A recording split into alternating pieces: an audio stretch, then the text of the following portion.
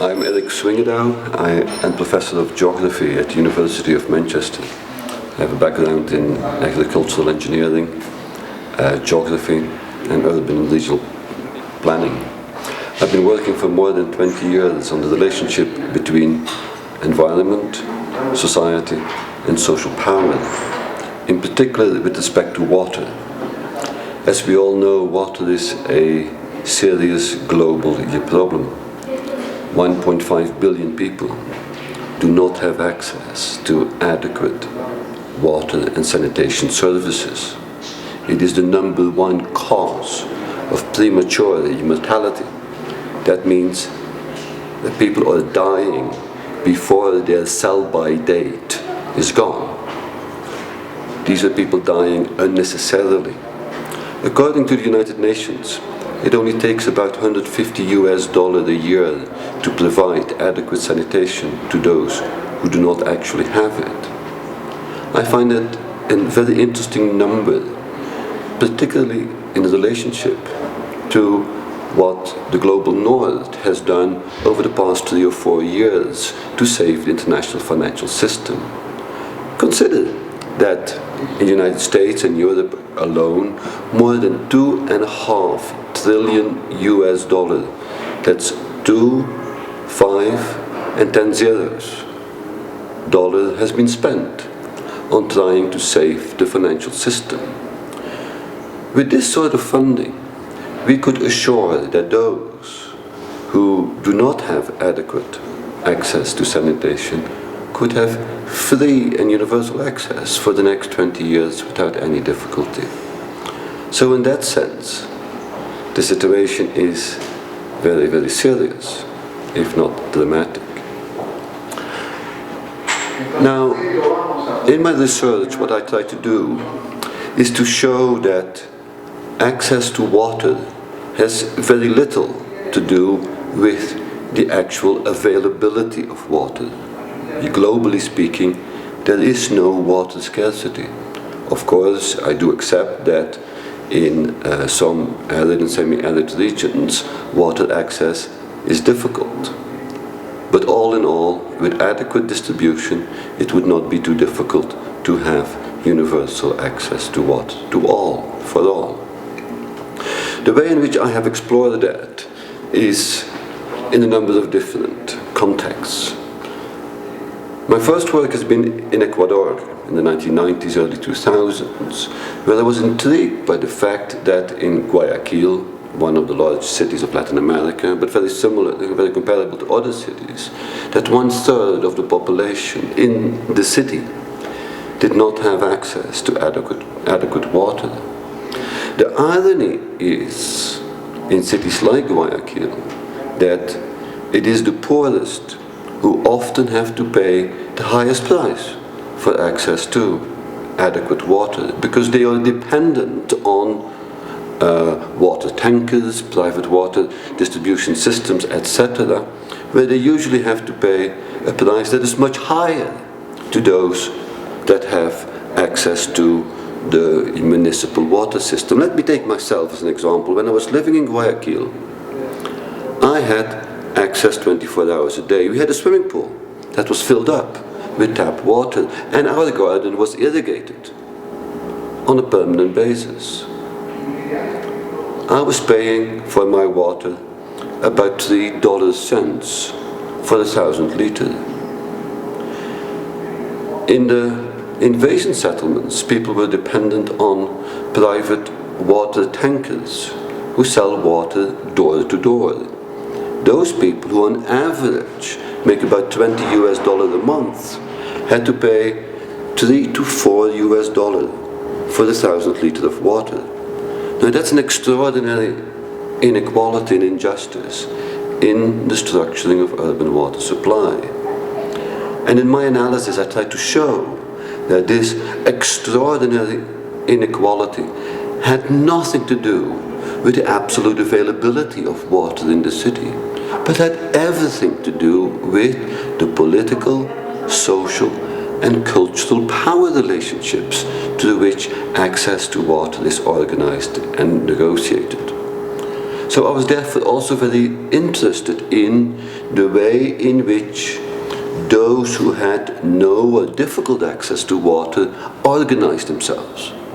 So I became interested in the wide variety of social movements, social activism, urban movements that were trying to fight to improve their access to water.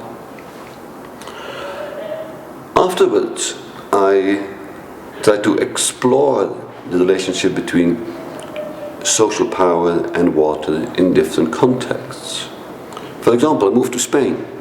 Spain is a very interesting country in that sense. Spain's development throughout the 20th century was very much articulated and structured in and through the transformation of water and the waterscapes. For example, for those who've ever been to Spain, have been on holiday to Spain, many Northern Europeans go on holiday to Spain, go to the south of Spain because of the sun and the beaches and the sea.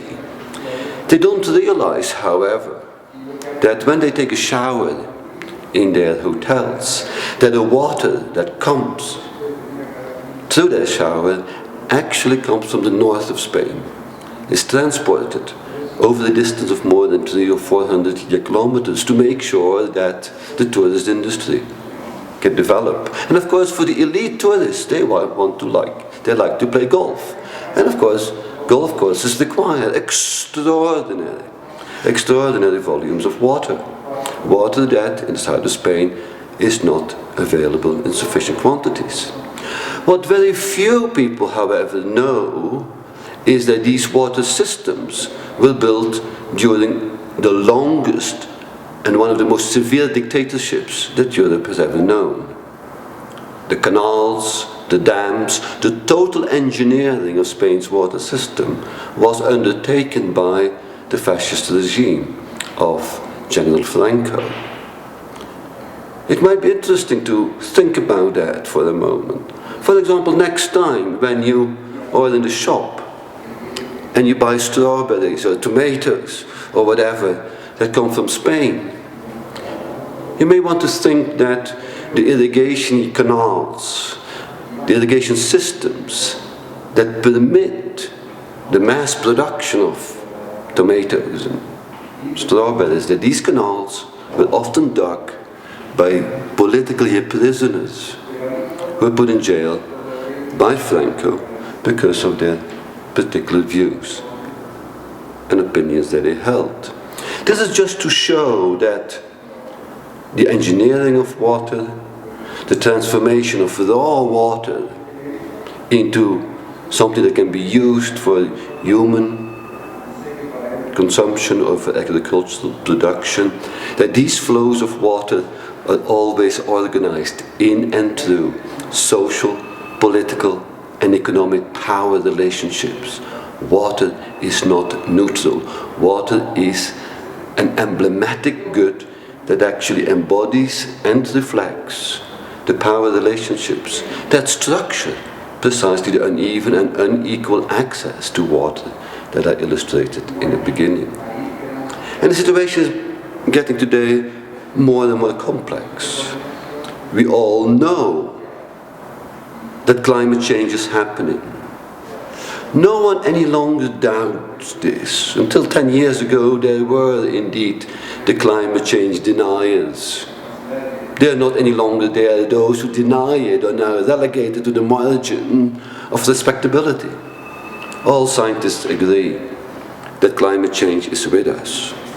And they also agree that it's going to have an extraordinary impact on global and regional distributions of water. You can already see today the intensification of floods as a result of intensified rainfall in some regions, combined with the intensification of droughts, desertification in other parts of the world, where precisely because of climate change, rainfall is going down. These sort of processes are going to further intensify the conflict over the water, and it will further intensify the inequalities that are there. The question then is, are there any solutions? can something be done about that? Now there are a whole range of solutions proposed and some of them implemented. At the moment I am working on the politics of desalination. Some people argue that the sea, the oceans, can come to our rescue. Indeed, 97% of the world's water is in our oceans. So that seems to be like a fairly reasonable option and solution, particularly for countries and cities close to the sea. The sea or the oceans are seen here as this kind of free resource, undisputed, that you can just take. It is as if the oceans have no value. You can just pump the water out of it. And indeed, there is something to that. It is indeed the case that producing more water on land is becoming more and more difficult as a result of increasing disputes. We all know, for example, that with any dam project that is proposed by governments around the world, whether in Latin America or Africa or China and Asia, local people stand up, protest against dams and other major water projects. And therefore, governments are trying to find ways, places where there is no conflict. And again, the oceans offer themselves here as a solution. Let me give you an example. Take the town of Rosarito, 15 miles south of San Diego, in the north of Mexico, on the Mexican-US border. There is a plan there to construct a huge desalination plant. It will produce about 500,000 liters a day of potable water, water extracted from the sea. 5 US water districts are proposing to co-invest in this desalination plant so that half of its waters can go to the United States to deal with the current draws and difficulties with water supply and water distribution in Southern California.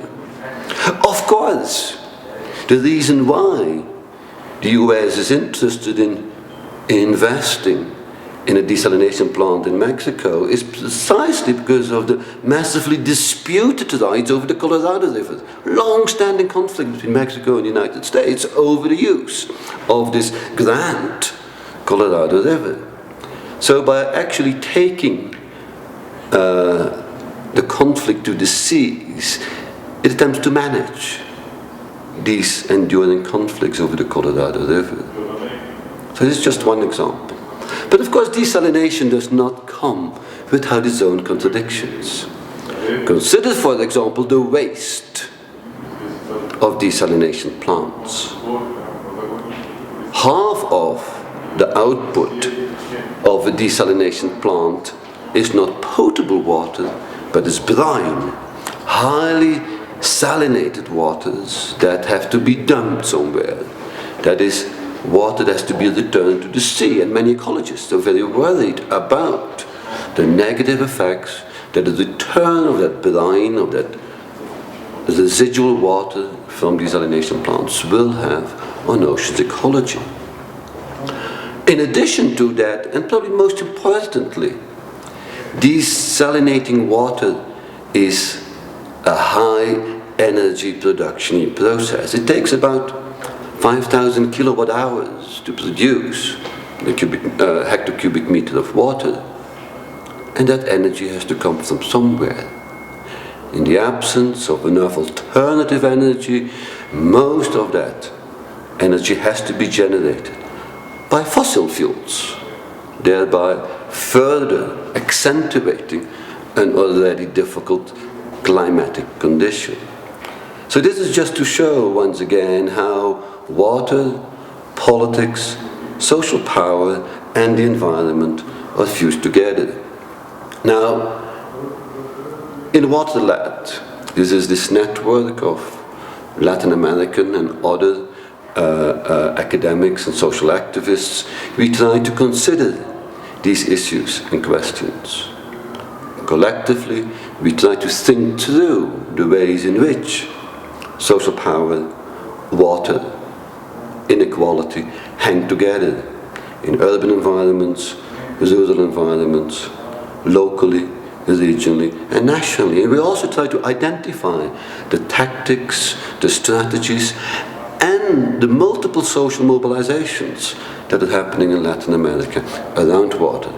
Since at the end of the day, the struggle for water is a struggle for democracy, for freedom and equality.